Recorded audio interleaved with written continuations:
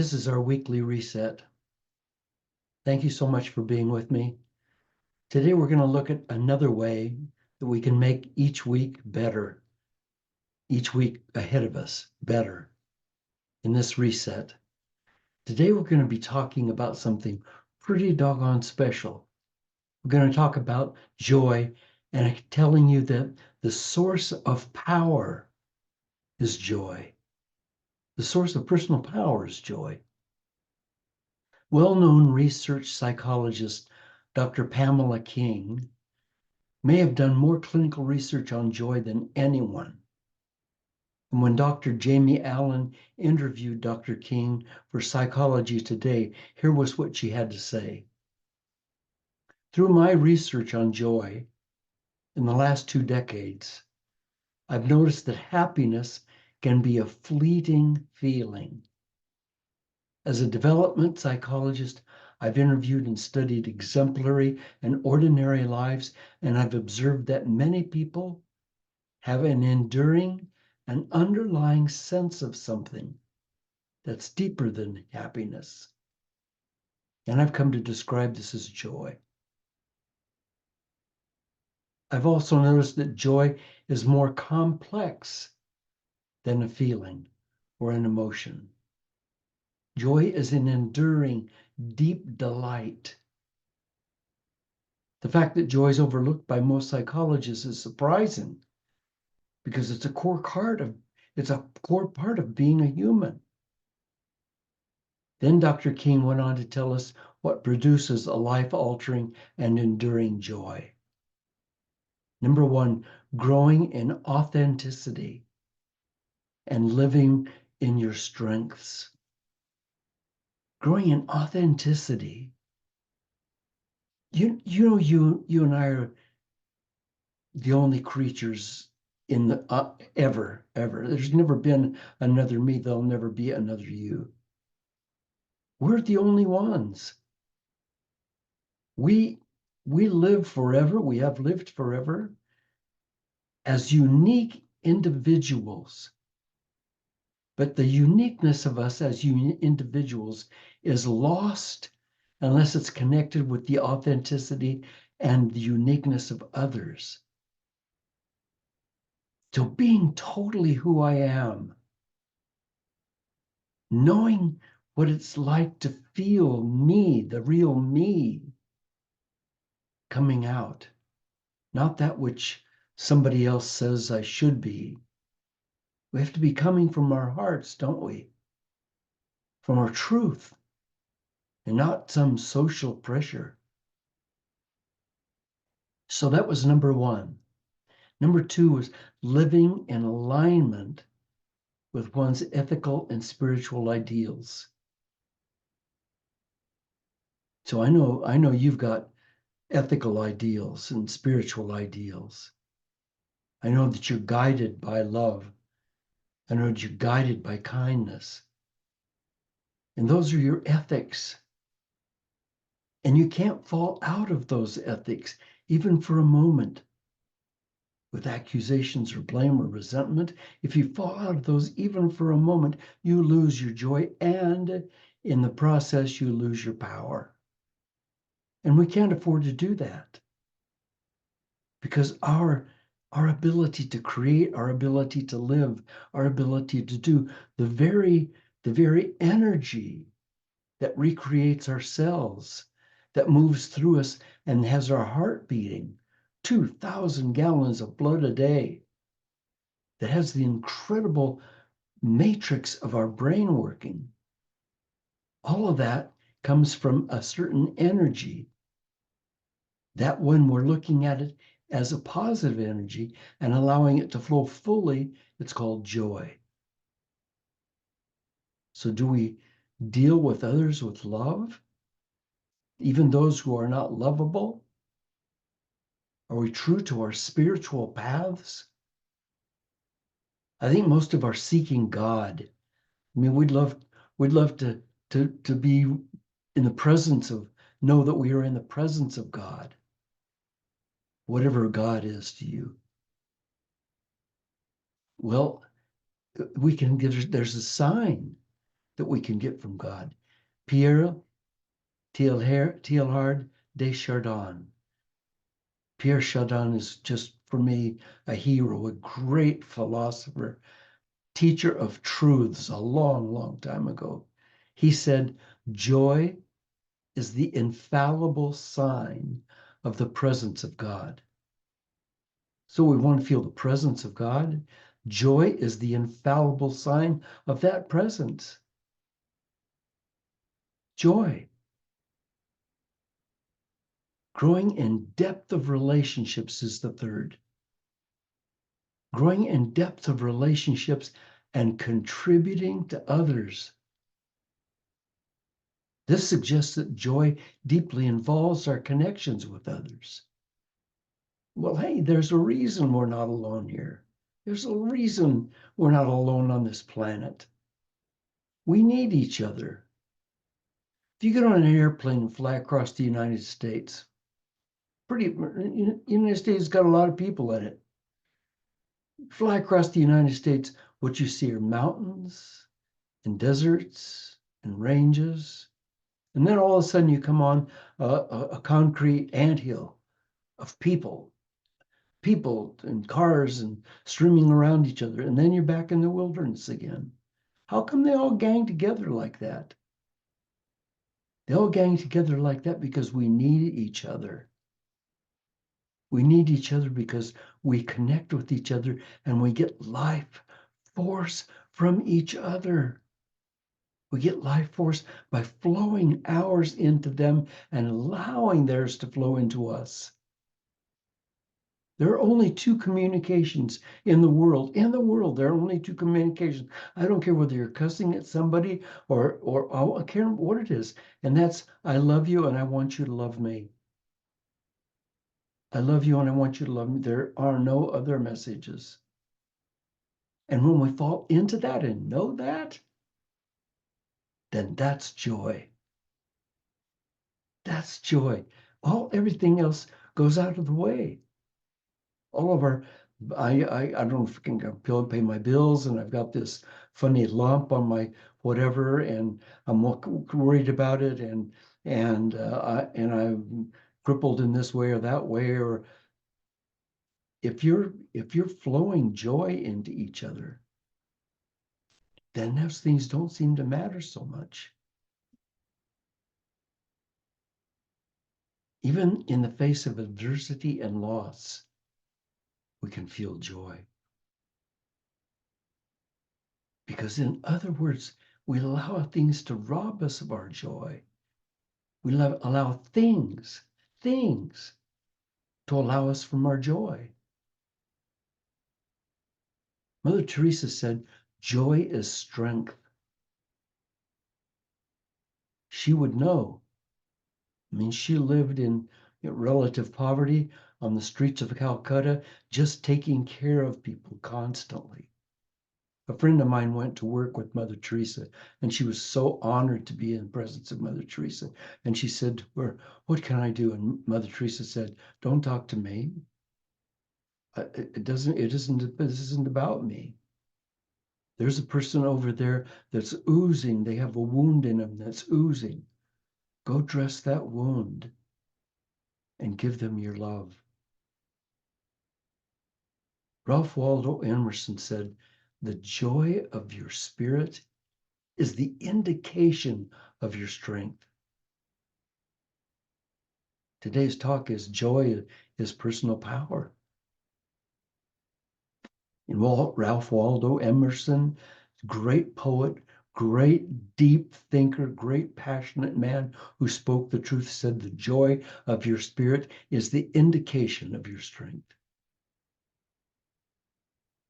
So let me ask, could we use a little more power, more strength to attain our goals, to get what we want, to have life exactly as we want it to be? Are we being authentic to ourselves, to our relationships working as we want in the highest level? Do we feel abundant in all areas? How's our daily peace of mind? I already know the answer to that because I'm like you. I'm a human being too. And I know that none of us are completely there yet. In fact, we'll never be there. We'll never be there because there doesn't exist. There isn't any place we end up. It's all path. Life is a pathway.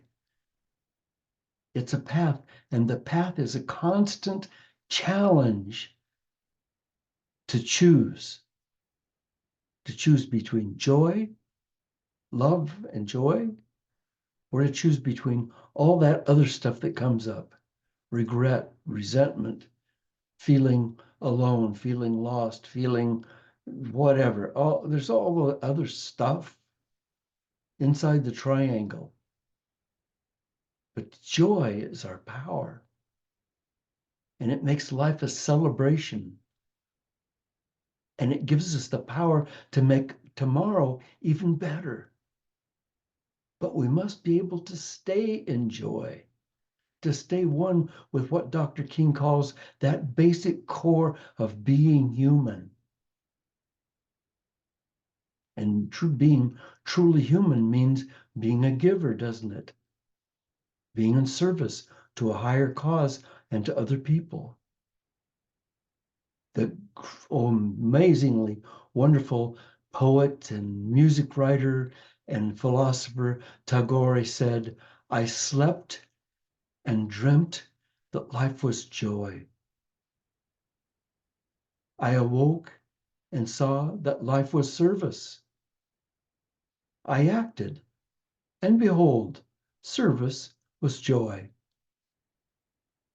These great minds, these great thinkers, they've all gone, they've crossed the Rubicon, they've crossed over into the Holy Land. They've crossed the river. They know they're on that side, and they're telling us this is the way it is. This is what we need to feel. I slept and dreamt that life was joy. I awoke and saw that life was service. I acted, and behold, service was joy. Our bodies and our minds function at their very best when we're in joy. After all, they're designed for creating. They're designed for innovating. That's what they're designed for, our minds and our bodies. They're designed for showering our world with our light, with our love. And the power it takes to do that comes from joy and love, which may be interchangeable, those two words, joy and love. Because what makes our cells healthy and what makes our minds stir and what makes music and art and literature and nature so enchanting is joy. But joy can't be our goal then, can it? Because it's a core part of us, and when it's missing, we're missing. So joy is actually the very means by which we achieve our goals. It's the energy, it's the power that allows us to move forward and create a new tomorrow. And when we don't move forward and create a new tomorrow, we create another today. And we just keep creating todays over and over and over again. But joy not only is power, it's wisdom. There's a great wisdom that comes with joy. So when you allow joy to be you, to be in you, then you are in love. Another factor in making sure that your joy doesn't evaporate is staying in gratitude. Oh boy. Oh my gosh. Oh my gosh. We have so much to be grateful for. We do. Brother David Stendhal Rost said, "The root of joy is gratefulness. It's not joy that makes us grateful, it's gratitude that makes us joyful." And it's true. No person that ever created a terrible crime against other people was in joy. Couldn't happen. No person who ever committed suicide was in joy. No person who ever committed murder was in joy, or assaulted another being was in joy. The persons who have invented the greatest world treasures, whether it was the electric light or the combustion engine or vaccines for terrible diseases, all those people did it from joy. Because until they were in joy, they couldn't see beyond where they were right now. But when you're in joy, you can see things you couldn't see before, and you can bring them into existence. So joy, how do we find it? Well, it doesn't just appear, because we do have those choices: regret, resentment, guilt, shame, unworthiness, or joy. And it's always a choice. And it's not always the easiest one, because some of us feel ourselves being in extreme poverty and hunger or sickness or pain or imprisonment of one kind or another. And when you're in one of those situations, it's hard to find joy, isn't it? And unless you do, you'll remain powerless to change the situation. Then it's important, my friends, so important to look into the darkness of that situation you're in and find one little tiny glimmer of light, one little glimmer of hope, if it's just hope. And keep focused on that light, no matter how small. And it will grow, and it will grow.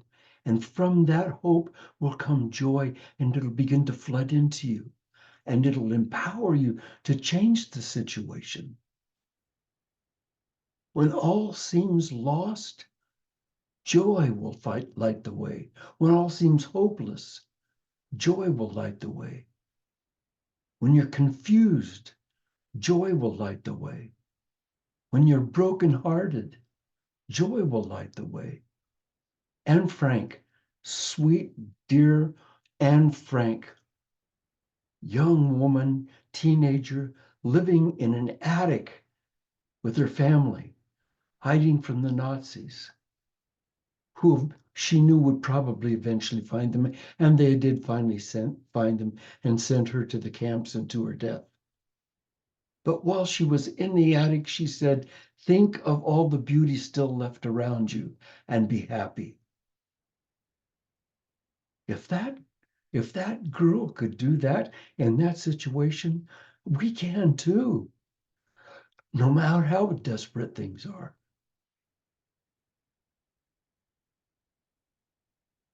Now, we're not going to go on for a full half hour today, because I've told you what I know about joy and about my joy in being able to serve you, my joy in being able to be here for you. It's for you, but it fills my life with purpose and with meaning and with joy. And I ask you, find a life's purpose and let your life be filled with joy. And I'm going to finish with a message from author Shauna Niequist, who said, "I want a life that sizzles and pops and makes me laugh out loud.